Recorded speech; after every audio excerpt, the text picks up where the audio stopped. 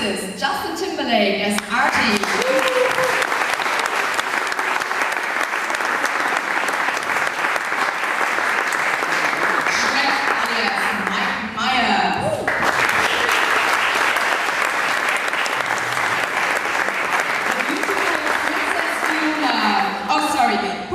Antonio Banderas first. And now, Princess Cameron Diaz. One of the most successful producers is Justin Timberlake. Und die deutsche Stimme, Esther Schneiders als Prinzessin Fiona.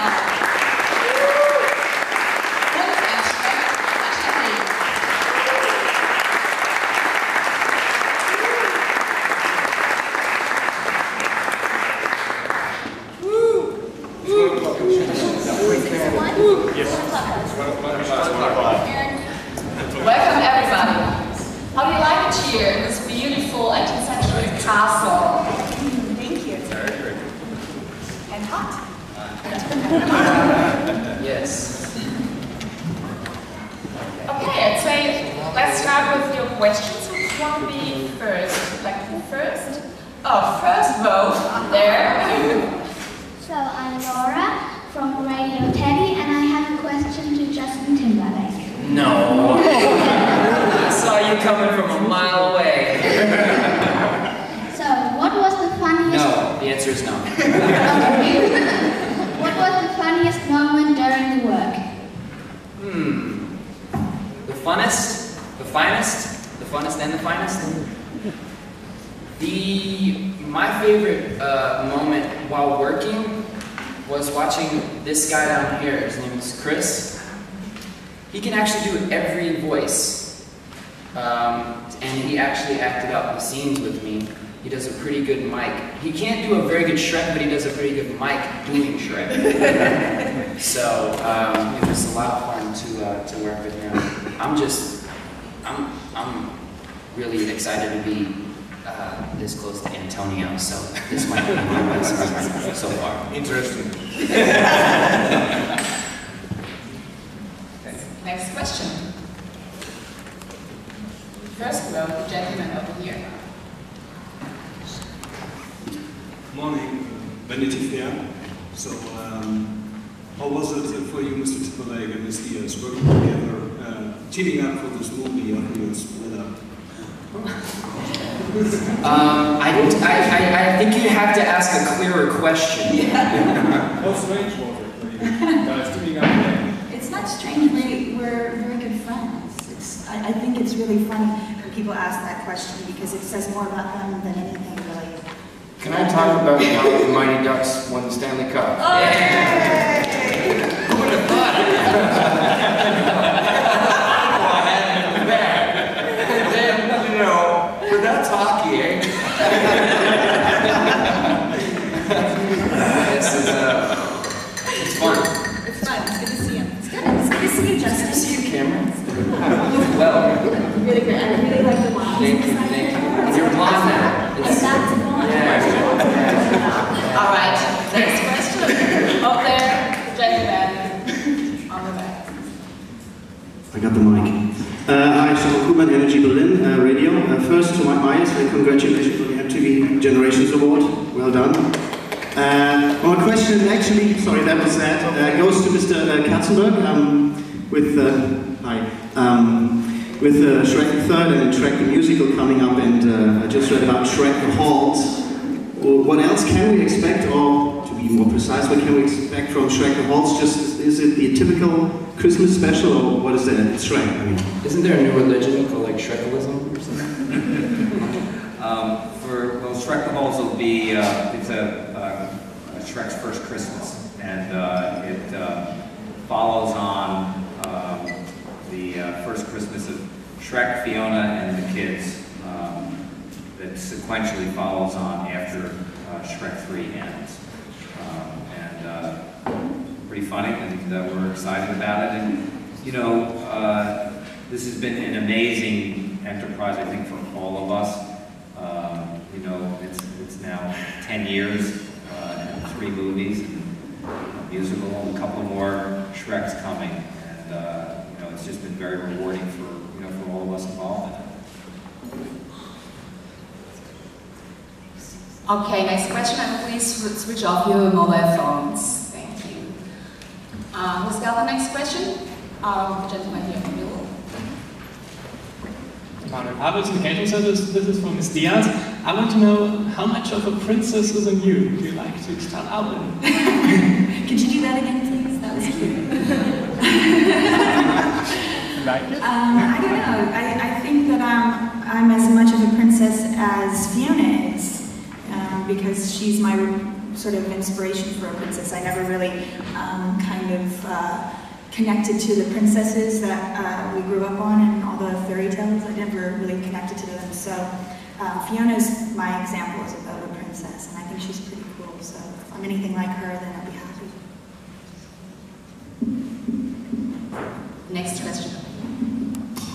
Michael Tischke from Inside Audio News. Follow-up question to Ms. Diaz. She's compared with Miss Piggy in the movie. Do you feel like Miss Piggy? Yeah. No, I think I used to have a crush on Miss Piggy myself. I used to think she was really hot. So I like that they draw her a comparison to Fiona.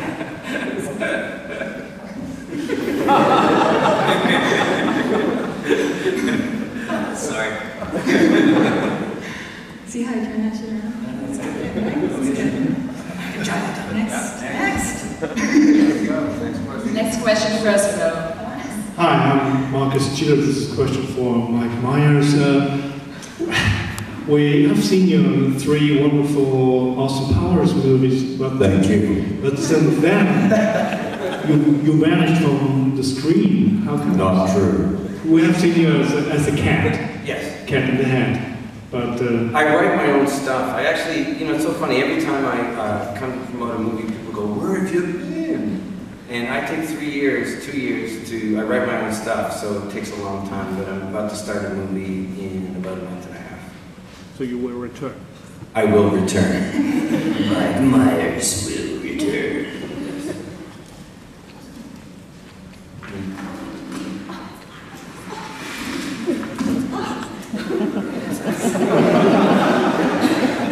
Next question. Second row. Hi, I'm Stella, and I have a question for Justin. Here. That's me. Yeah, I know. It's not me, so. Can you speak German? Ein bisschen. Oh, great. But not to my enough. question. Stop it. I can concentrate this way. I can imagine. Have you ever felt like Artie, a loser, a kind of a loser? No. Are you calling me? Did you just call me a loser? No, I asked you. I said I couldn't imagine. So, have you ever felt like a loser? Maybe. Do I feel like Artie? Have you ever felt like Artie in your wonderful life? Every day. No. Yes. No, be serious. I think, be serious? Okay. I think that what's so attractive about Artie and what made me so proud to play Artie is there's going to be so many young people who see this movie. Probably a lot of them who are about to go through a very awkward stage in their life. You were there. And so I think it's, I think we all go through that awkward stage in our life where we transformation from a child to an adult. And, I personally grew into these arms. They were really long. Can you hold your comments? I had extremely long arms and big ears. And so luckily I grew into them because the wind would blow and I would just fly away. So I think that everyone goes through an awkward stage in their life, and that's really what Artie's kind of going through, and what an amazing opportunity to really, sorry, I just took over for a second. To bang home that message that Shrek always, thank you, that Shrek always brings home is to really believe in yourself, and that's why I was so proud to play the character for young people. It's my apology to parents for my profanities in my music, basically. So, beautiful lady in the first row again. Okay, I'm Laura again, and I have una pregunta para Antonio Banderas.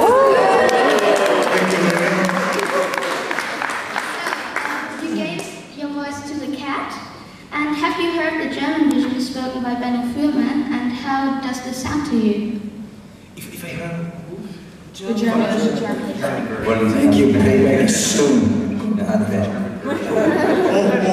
No, I didn't actually. I didn't hear the German version. I would love to. I know guys, well, he's a very, very animated, wonderful guy, but I didn't. What I will answer to you is also that I don't do only the original version in English. I do also the Spanish version for Spain and for South America, and I also do the Italian version. And I am trying to do, and this is not a joke, the Japanese version. Jeffrey Katzenberg didn't take that step yet. It doesn't want to ruin the movie of 150 million people in the island of Japan, but I am trying to do it. But I didn't listen, I would love to. And I may have the version, probably on DVD, I will watch it. But I can tell you, Benno does a great job. His Spanish accent is fabulous for a German guy. So, next question. Justin, you are a new member of the Shrek family. What kind of experience is that? I sort of feel like Chris a little bit. At first, I was terrified, and then as we started to work on the character, especially being told that it was going to be such an integral character to the third installment, obviously excited to be involved with an amazing cast, but yeah, a little terrified. So, but we started to work on the character, and we started to come up with a natural thing for Artie, and it became so much fun. And it's literally the easiest job I've ever had, and everyone here made it so much fun. So it was amazing, actually. I just have an amendment to make to the Led Zeppelin song. Justin is going to have to give Robert Plant foot massages for the next 2 years, so that we could have that song. Thanks, Cameron. I wasn't going to talk about that at the press conference. That's how Jeffrey gets the list done. Yes. I don't know if you've seen Robert Plant's feet, but I know you have. Let's just say,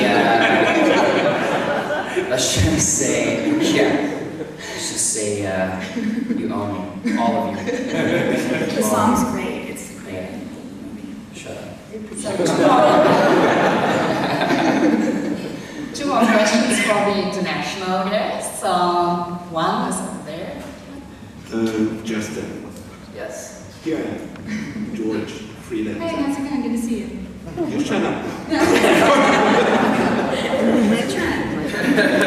When I was so young as you are now, rock stars are wild, destroyed hotel rooms, cocaine, alcohol. You're looking so cute, so sweet, so calm, like a new generation of rock stars.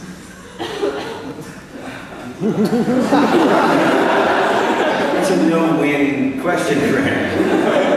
He said, I don't do drugs. And it's like, oh, you're boring.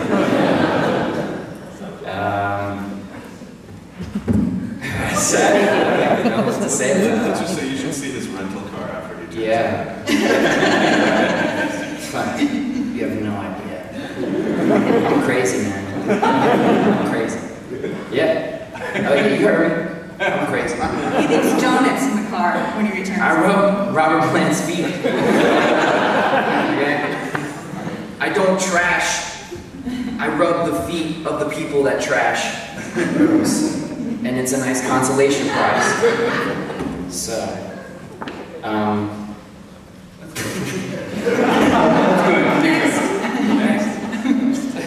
One last question, the lady in the middle, please. second row. Alright. Hi, Hotnet Online. I have a question for the cast members. You get up. You guys have been emphasizing the fun part. Thank you. Yeah, you guys have been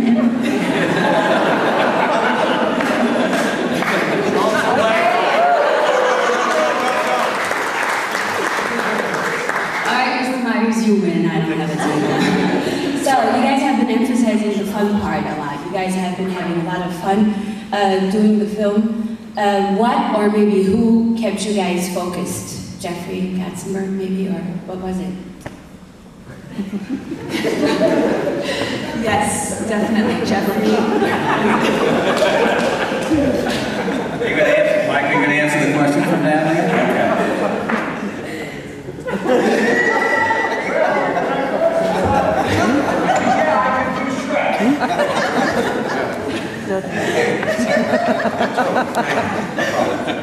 I've actually forgotten the question, but I'm a good person. While you're down there, can you give me a foot massage?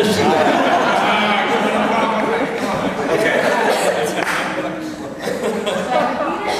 Yes, please, sorry. I'm a good person who just got off the plane and slept on the plane and doesn't even know where he is right now. But anyways, go ahead. Alright, okay, I'll repeat it.